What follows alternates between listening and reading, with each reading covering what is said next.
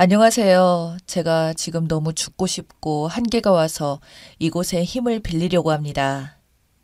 시어머니 말씀처럼 제가 나쁜 며느리인지 정말 궁금해서요. 저는 아이 둘이 있는 엄마이고요. 현재는 전업주부예요. 일하고 싶고 집값 대출에 살림에 쪼들리지만 나름 저만의 육아 철학이 있어 두 아이를 36개월까지 가정 보육 중입니다. 그런데 시어머님께서 아이를 4박 5일씩 데려가십니다. 처음부터 저한테 통보식으로 이야기하시고는 아이를 데리고 가셨죠. 어머님이 아이를 데려가시니 25개월 큰 아이는 할머니 집이 자기 집이라고 생각하고 저희 집은 엄마 집이라고 말합니다. 이 말이 얼마나 제 마음을 무너뜨리는지 몰라요. 어머님은 아이의 그 말에 의기양양하실지 모르겠지만 당연하죠. 하루 종일 TV, 스마트폰, 초콜릿, 사탕, 라면 원하는 대로 다 주고 싫어하는 양치질도 안 하니까요. 그야말로 아이가 바라고 원하는 것이 다 있으니 어머니 집에 있는 것을 최고의 행복으로 압니다. 결국 아이는 저희 집에 안 온다고 울며 불며 악을 쓰고요. 그럴 때마다 시아버지는 아이한테 서울의 집에 정을 못 붙이고 그런 거라고 이야기하시고 시어머니는 아이가 자기 엄마를 싫어하니 내가 키워야겠다는 식으로 말씀을 하세요. 단 한 번도 잠깐이라도 먼저 봐달라고 한 적도 없는데 그렇게 본인이 와서 데려가 놓고서는 친구들, 식구들한테는 늘 아이 보느라 죽겠답니다.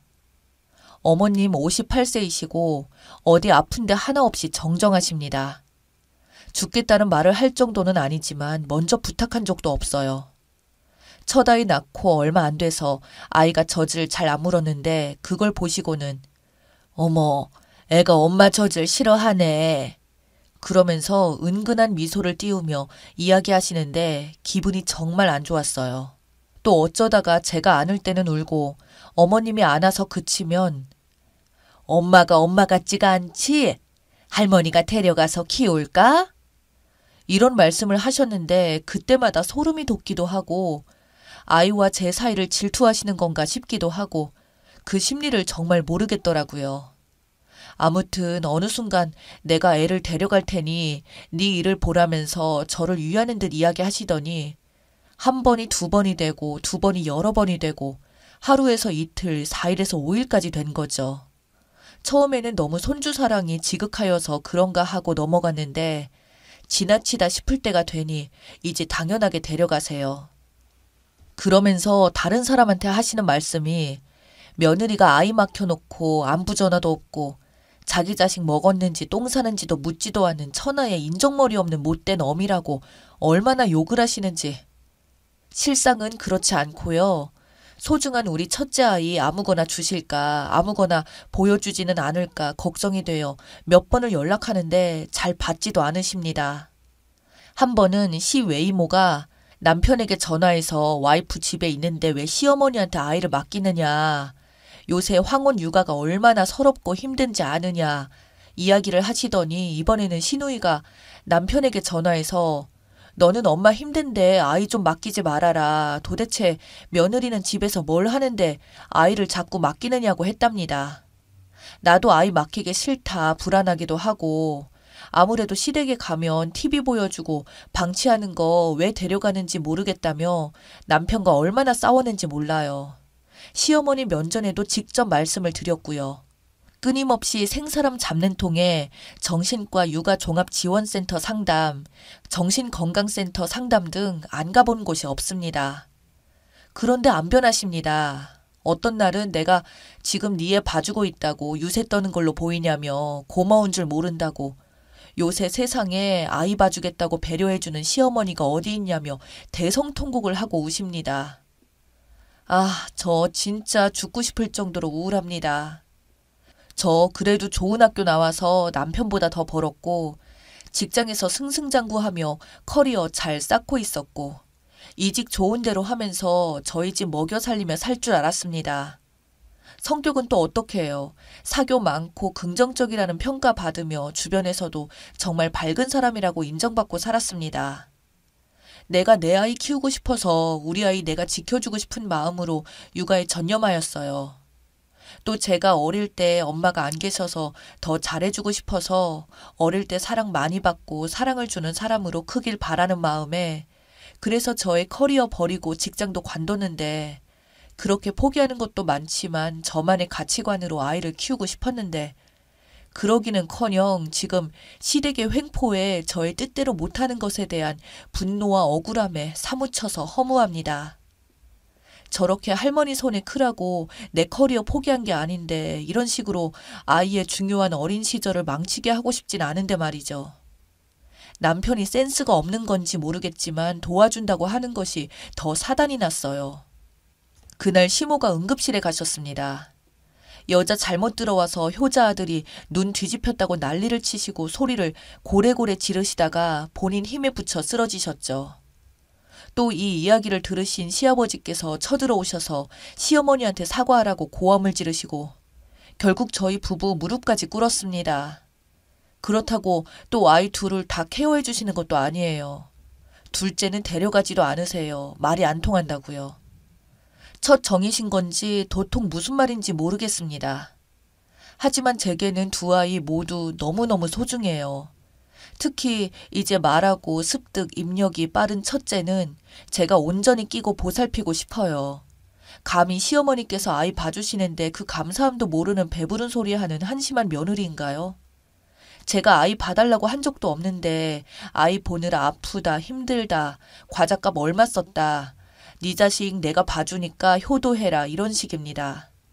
그러면서 하시는 말씀이 너는 시간도 많은데 일을 해라. 힘든 우리 아들 혼자 뼈 빠지게 일하게 안 하려고 내가 너희 아이 봐주는 건데 왜 너는 취직도 안 하고 그러고 있냐며 어디 가서 부업거리라도 가지고 오라고 합니다. 제가 너무 어이가 없어서 그럼 둘째도 봐주시게요? 하고 마음에 없는 말로 떠보았더니 그건 아니라고 합니다. 둘째는 어린이집 보내며 더 잘 적응하고 잘 큰다고 합니다.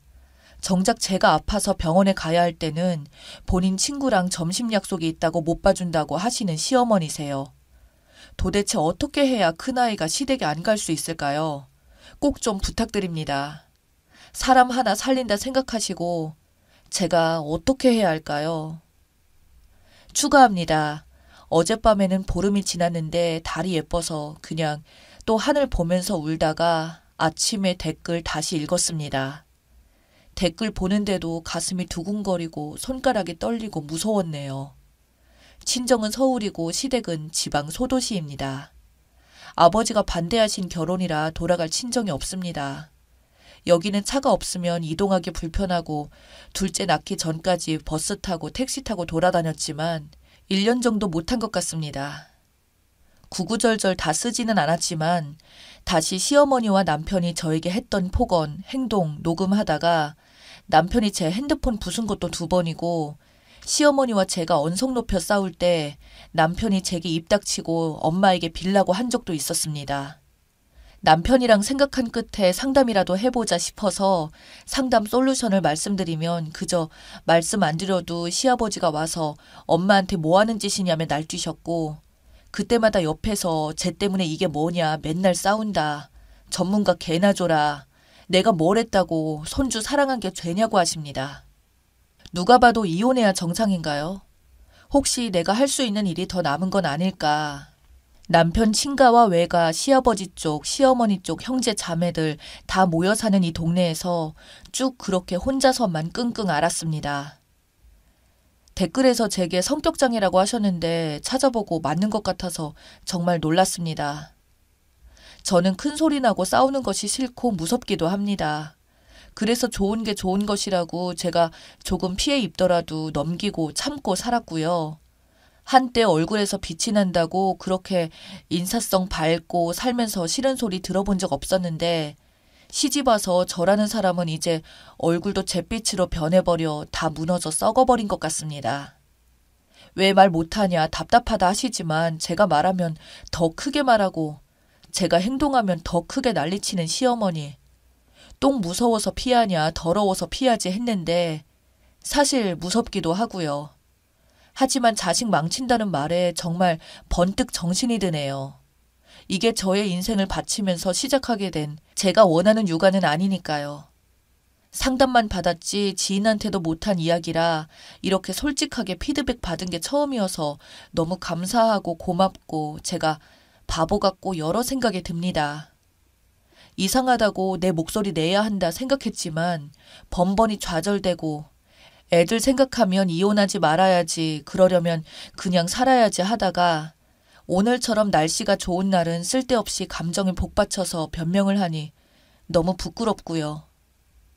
그래도 주절거리기를 잘했습니다. 이렇게라도 남과 소통하는 게 너무 오랜만이라 정말 눈물이 납니다. 익명인데도 왜 이렇게 얼굴이 화끈거리는지 모르겠어요. 너무 감사합니다. 댓글 말씀처럼 다 해볼게요. 후기입니다. 1년 전에 시모가 아이를 데려가서 힘들다고 했던 사람입니다. 저 결국 이혼했습니다. 그때 댓글 보면서 뭔가 제 가슴 속에 갑자기 피가 끓어오르는 듯 했고요. 몇 년 동안을 생각도 못하던 것을 미친 사람처럼 진행했던 것 같아요. 지금 생각해보면 아이들 생각하며 발악을 한 것 같습니다. 제가 불쌍하다고 이야기해 주실 분들이 많을 줄 알았는데 자기 새끼도 지키지 못한다는 여론에 충격을 많이 받긴 했거든요. 그날 이후로 저는 일주일 동안 고민에 고민을 거듭하고 또 고민을 했습니다. 그리고 이혼을 결정하게 되었고 그 과정을 준비하기 위한 긴 시간을 가졌습니다. 사건이 많았기 때문에 의도적으로 마음먹으면 녹음하는 것은 일도 아니더라고요. 녹음으로 증거 자료 여러 개 준비하고 다시 일하기 위해서 구직 사이트 맨날 들어가고 일단 재택근무를 시작으로 돈벌이를 시작했습니다. 그동안은 어머님이 아이를 데려가지 않게 하려고 댓글의 방법처럼 아침부터 아이들을 데리고 나왔습니다. 비록 키즈카페에서 노트북 들고 가서 재택근무를 하는 일이 있더라도 절대로 구실을 만들지 않기 위해 노력을 했습니다. 그리고 말씀해 주신 것처럼 친정 아빠한테 연락해서 다 말씀드렸어요. 이마저도 너무 죄송하고 면목이 없었지만 그렇게 다시 연락된 부모님이 있고 돌아갈 곳이 있다고 생각하니 그렇게 든든할 수가 없더라고요. 천류는 끊으면서 이혼은 할 수 없다고 말한 제가 더 정신 나간 것 같다는 어느 분 말씀이 사무치더라고요. 정말 감사합니다. 남편한테는 이혼을 하든 부모를 버리든 결정을 하라고 했는데 완전히 상황을 이해 못하더라고요. 예상은 했지만요. 오히려 이걸로 인해 싸움이 되면서 진단서 끊어서 증거 남기는 데 도움이 되었네요. 시모는 노발대발하면서 난리가 났었는데 제 아이한테 접근하면 경찰 부르겠다는 말이 제 마지막 대사였습니다. 지금은 친정에서 아이들과 함께 지내고 있고 재택근무 일도 늘어나서 빠듯하긴 하지만 저희 식구들이 먹고 살 만큼은 법니다. 이렇게나 마음이 편할 수가 없어요. 더 이상은 불안하지도 않고 우울하지도 않고 남편한테 묘한 배신감에 떨면서 살지 않아도 돼서 그것도 좋습니다. 지금 목표는 친정이 아무래도 조금 좁아서 돈 모아서 분가하는 것이 목표입니다. 독해질 수 있게 응원해 주신 여러분 정말 감사드립니다.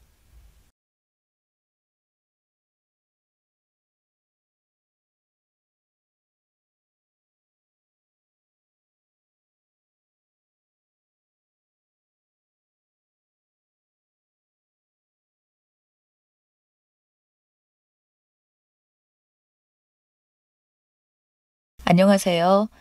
누구나 아픈 기억 하나씩은 가지고 있을 텐데요. 오늘은 제 이야기 좀 해야 할 것 같아서 이렇게 사연 신청해 봅니다.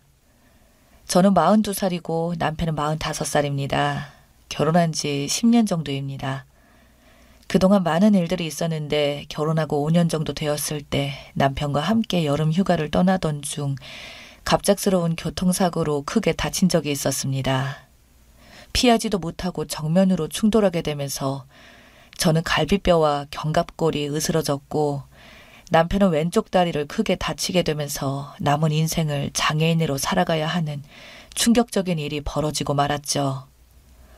저도 교통사고의 후유증으로 인해 진통제를 먹지 않으면 살기 힘들 정도로 고통 속에서 살아왔습니다. 하지만 저보다 더 크게 다친 남편을 대신해 먹고 살기 위해 아픈 몸을 이끌고 열심히 일을 하며 생계를 유지해 나갔습니다. 그렇게 5년 정도를 살다 보니 너무 힘들어 포기하고 싶을 때도 한두 번이 아니었어요. 남편도 지속적으로 병원에서 재활치료를 받으면서 좋아질 거라는 희망을 가지고 꾸준하게 관리받았지만 평생 장애를 안고 가야 하는 판정을 받은 상태라 크게 달라지는 건 없었습니다. 그래도 재활치료 덕분에 느리지만 지금은 거실에서 주방까지 목발에 의지하지 않고 혼자서 절뚝거리며 왔다 갔다 할 수 있을 정도는 되었습니다. 예전에는 아예 한 발자국도 걸을 수가 없었거든요.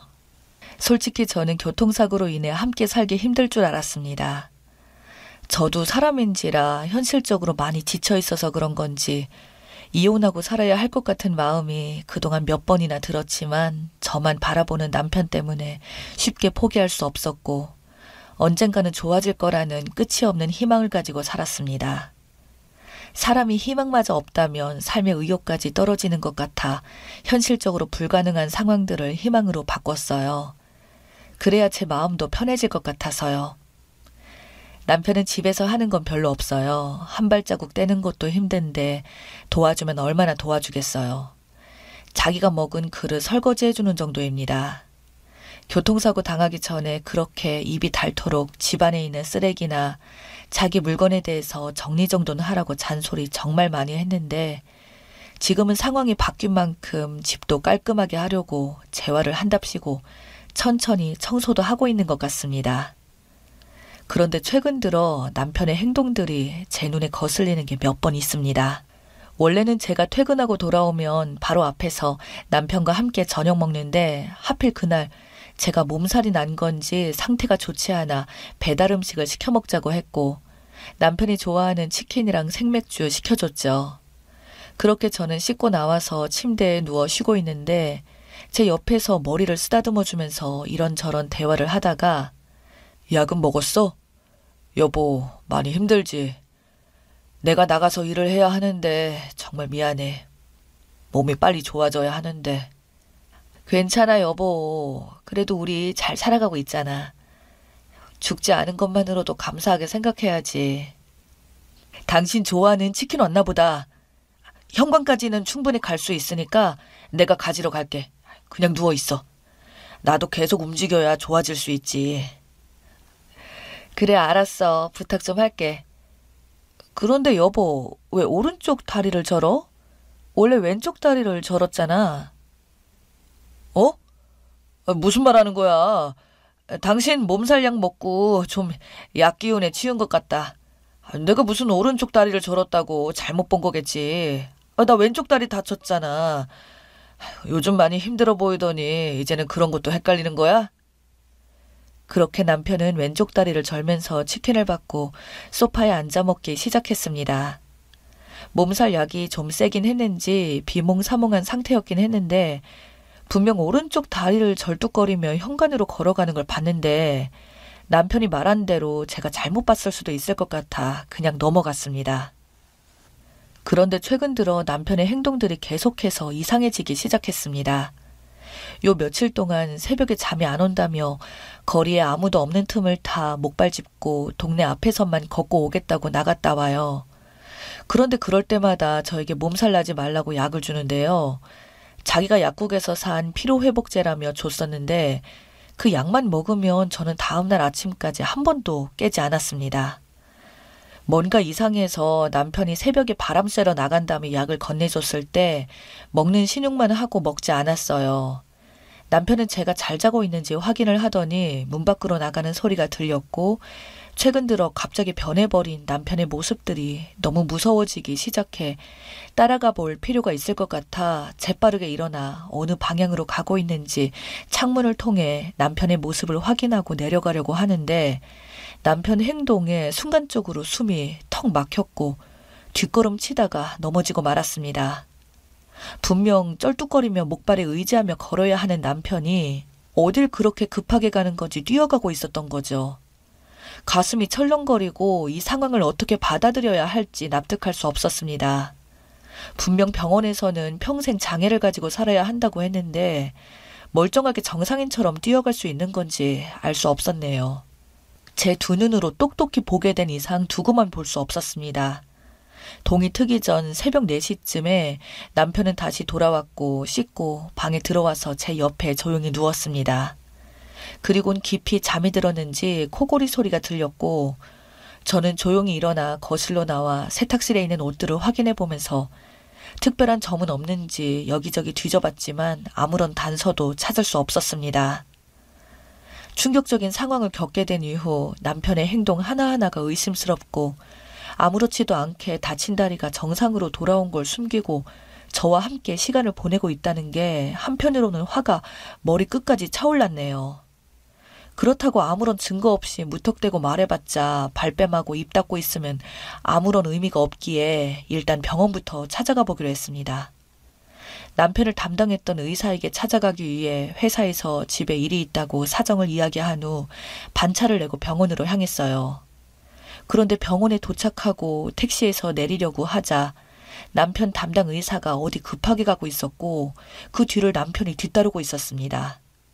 저는 급하게 택시에서 내려 둘을 뒤따랐고 그리고 듣게 된 충격적인 대화에 너무 무서워 일단 증거사진을 찍어대기 시작했습니다.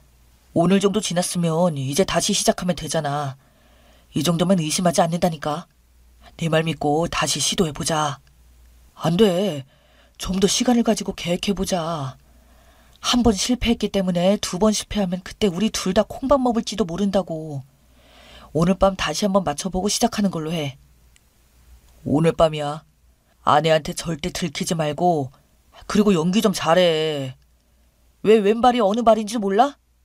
그런 사소한 거 하나 때문에 그동안 계획했던 모든 게 한순간에 물거품이 될지 모른다고. 아, 알았어. 나도 깜빡했어. 치킨 배달이 와서 나도 모르게 흥분해서 그랬다고. 그럼 오늘 새벽에 보자. 남편과 의사는 서로 알고 있는 사이였고 어떤 계획을 세우고 있길래 둘이서 그것도 5년 동안 숨기고 있었던 건지 이해할 수 없었습니다.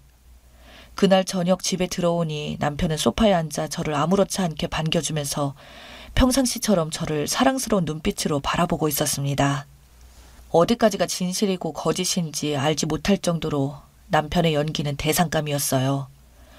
저도 증거사진 몇 장밖에 없으니 좀 더 정확한 증거를 남겨두기 위해 평상시처럼 행동을 했고 새벽 시간이 다가오자 남편은 저에게 또다시 약을 건네줬습니다. 먹는 연기를 하곤 삼키지 않고 물고만 있었고 급하게 화장실로 가서 입에 있는 약을 뱉었네요. 그리고 제가 잠들어 있는 줄 알고 제 앞에 누워있던 남편은 약속 시간이 되었는지 제가 잘 자고 있는 걸 확인한 후 조용히 밖으로 나갔습니다. 뒤이어 저도 빠르게 쫓아갔고 그렇게 도착한 곳은 차가 잘 안 다니는 사거리 도로였죠. 남편이 탄 택시 뒤에 멈추게 되면 들켜버릴 위험이 커서 조금 더 앞에서 내려달라고 한 뒤 숨어서 지켜보고 있는데 남편 담당 의사가 뒤이어 도착을 했습니다. 저는 녹음기를 켜고 둘의 대화 소리를 녹음하려고 노력했고 좀 더 가까이 다가가서 들어보니 남편은 저를 사랑한 적이 단 한 번도 없었다네요. 그러니까 네가 우리 둘을 태우고 이쪽으로 지나가는데 내가 다리가 아파 뒷좌석에 앉아 다리를 펴고 싶다는 핑계를 대면서 자리를 바꾸고 와이프가 앞자리에 앉으면 다시 도로를 합류하면서 가드레일에 박으면 된다는 거잖아. 그래. 일단 내일 새벽 2시에 네가 다리가 아프다고 핑계를 대면서 나한테 전화를 해달라고 말해. 그럼 내가 너희 집에 가서 너희를 태우면 되니까 그때부터는 계획한 대로 움직이면 되는 거야. 이번이 마지막이라 생각하고 잘해야 된다. 더 이상 기회는 없어. 결국 남편은 제 앞으로 되어 있는 보험금 때문에 이런 일을 계획하고 있었던 겁니다. 5년 전 남편은 저와 결혼 후 계속해서 사람을 어떻게 될지 아무도 모르니 함께 보험을 들자며 생명보험을 계약하게 되었고 둘의 보험료만 합쳐서 약 180만 원 정도 나왔어요. 그런데 사고 난 이후부터 남편은 일을 하지 못하니 자기 보험은 모조리 싹 다 해지를 했고 저에게 만들어져 있던 보험은 유지한 채 5년을 지내왔어요. 몇 번을 해지하자고 물었지만 너무 아깝지 않냐면서 계속해서 저를 설득시켰고 없는 형편에 무리하게 유지하면서 지내왔었죠.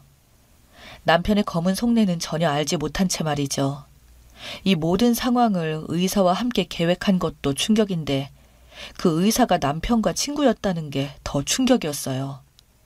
결국 모든 내용과 증거 사진은 충분하게 확보했고 제 생명을 가지고 보험금 3억 정도 되는 금액을 받으려고 했다는 자체가 더 이상 용서할 수 없었습니다. 재빠르게 집에 들어간 후 아무렇지 않게 잠을 자고 있었고 뒤이어 남편이 집에 들어와 씻고 옆에 누웠습니다. 너무나 소름이 돋는 순간이고 참기 힘들었지만 순간적인 감정을 터뜨려 좋을 거 없다는 생각에 팔을 잡고 꾹꾹 눌렀습니다. 그리고 다음날 남편에게 웃으면서 출근하겠다고 말했습니다. 저는 곧바로 경찰서에 들려 형사분들께 그동안 모았던 증거를 제출하고 충격적인 상황을 풀어놨습니다. 그렇게 형사분들과 집에 도착한 후 문을 열고 들어가니 제가 집에 올 시간도 아닌데 들어와서 놀랐는지 당황한 눈빛으로 쳐다보고 있다가 뒤이어 형사분들이 들이닥치자 순간적으로 아파트 창문으로 뛰어내려 미친 듯이 달려가고 있었습니다. 그동안 절름발이 연기하느라 얼마나 힘들었을까요? 이런 한심한 짓을 꾸며봤자 어차피 진실은 밝혀지게 되어 있는데 너무 한심했습니다. 남편이 뛰어봤자 형사들 손바닥 아니었고 저희 집 아파트가 3층인데 높은 건 아니지만 어느 정도 데미지는 있는 건지 멀리 못 가 잡혔습니다. 결국 의사와 남편이 저지른 충격적인 계획은 모두 끝이 나면서 법적인 처벌을 받게 되었어요. 단독으로 벌인 일이 아닌 조직적으로 치밀하게 계획한 재질이 너무 나쁘고 처음 시도한 범죄가 실패로 돌아가자 5년 뒤 다시 시도하려고 더욱더 치밀하게 반복적으로 계획했다는 점을 고려했을 때 단순하게 보기는 힘들다며 의사와 남편에게 각각 10년의 형벌이 주어지게 되었습니다. 이 일이 있고 난 후부터 평범한 일상으로 삶을 살기는 더욱더 힘이 들었어요. 이사도 했고 새로운 환경에서 살고 있지만 아직까지 실감이 나지 않아요. 어떻게 이런 일을 벌일 수 있는 건지 이해할 수 없었습니다. 3억이 크다고 할 수 있는 돈이긴 하지만 그렇다고 평생을 함께하기로 약속했던 배우자에게 이러기까지 할 수가 있을까요? 저는 남편을 사랑했기 때문에 교통사고로 평생을 후유증에 시달리면서 살아도 약을 먹으면서 남편 먹여 살리겠다고 밖에서 힘들게 일하며 살아왔는데 그런 마음 하나 알아주지 못하고 또다시 일을 계획했다는 게 너무나 가슴이 아픕니다. 제 마음 평생 치유되지 않을 것 같아요. 남편 감옥에서 나와봤자 55살입니다. 다시 시작할 수 있는 나이죠. 다리도 멀쩡하고 아픈 곳 하나 없는데 뭐가 두렵겠어요. 그에 비해 저는 지금 몸도 아프고 마음도 아픕니다. 이 남자 평생 동안 자기의 잘못을 뉘우치며 살지는 못하겠죠. 10년 동안 우리 세금으로 먹여 살려야 한다는 게 정말 너무 아까워요. 남편 잘못 만나 아이도 못 가지고 정상적인 결혼 생활을 하지 못한 점에 대해서 변호사와 추가적인 소송할 수 있는지 알아보고 있는 중입니다. 의사라는 양반과 남편 절대 용서할 수 없기에 두 발 뻗고 자게 하지 않을 거예요. 모든 걸 걸고서라도 인생 망하게 하려고요. 제가 앞으로 나아갈 수 있도록 여러분께서 힘을 주셨으면 좋겠습니다. 어디 의지할 데가 없네요. 감사합니다.